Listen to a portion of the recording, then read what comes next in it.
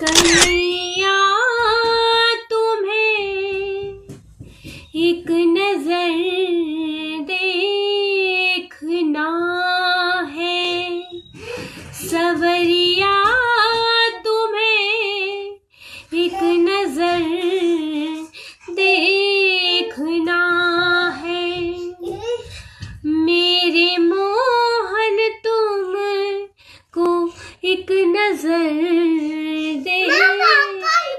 सभी को राधे राधे। तो दिन की शुरुआत हो चुकी है। आज पापा और बच्चों दोनों को ही कहीं नहीं जाना, यानी कि बच्चों को स्कूल नहीं जाना, पापा को ऑफिस नहीं जाना।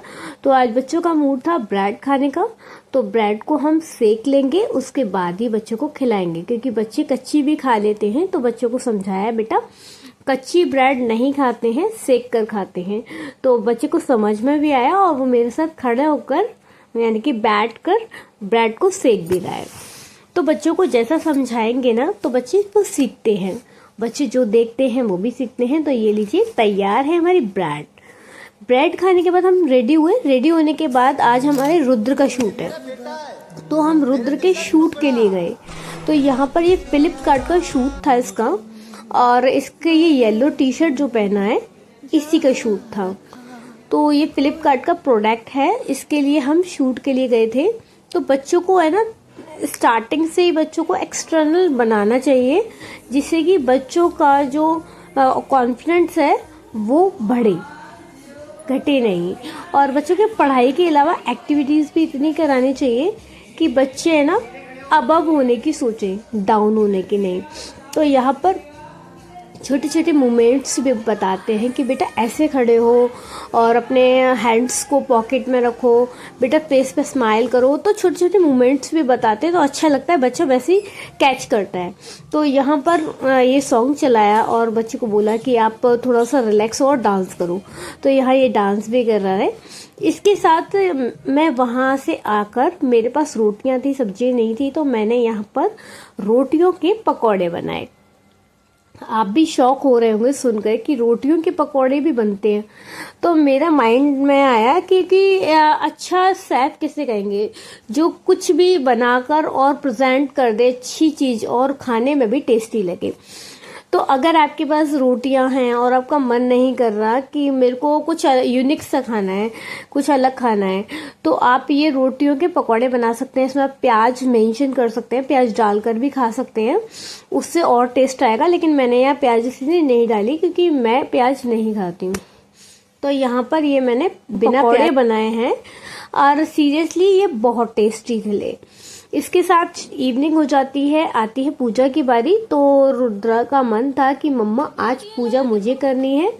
तो इसके पापा ने ये टॉवल इस तरह से बांध दी थी इसके, और ये पूजा कर रहा है। और पूजा में ये आरती पूरे घर को देके, फिर अपने मम्मी पापा को देकर, फिर अपनी बहन को देकर, फिर खुद भी लेकर, तब ये आरती की प्लेट रखता है। क्योंकि हम लोग भी ऐसा ही करते हैं, तो ये हमें देखता है और हमसे ही सीखता है।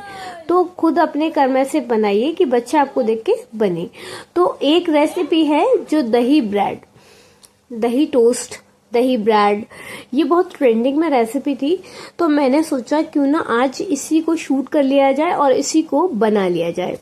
तो यहाँ मैंने बेसिक से मसाले डाले थे, जैसे घरेलू मसाले होते हैं, हल्दी, मिर्ची, चाट मसाला, अजवाइन, कसूरी मेथी, सफेद नमक, काला नमक, इन सबको डालकर अच्छे से मिक्स कर लेना है। मिक्स करने के बाद इसको क्या करना है वो मैं आपको और बताऊंगी, उससे टेस्ट इसका दुगना हो जाएगा।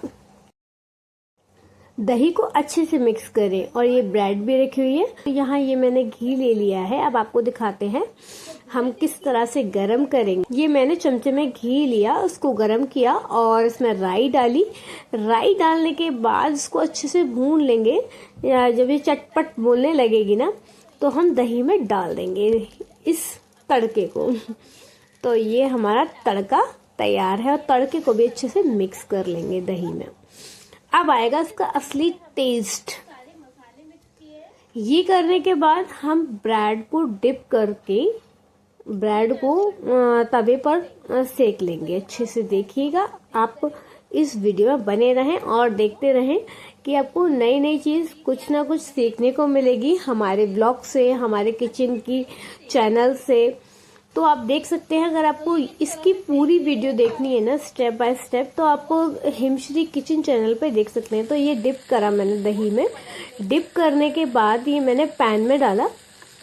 और एक बात, ये तेल में ही सीखते हैं, तेल में ही अच्छे सीखेंगे, ये घी में तो अच्छे से नहीं सीखेंगे। तो ये देखिए, ये है फाइनल आउटपुट।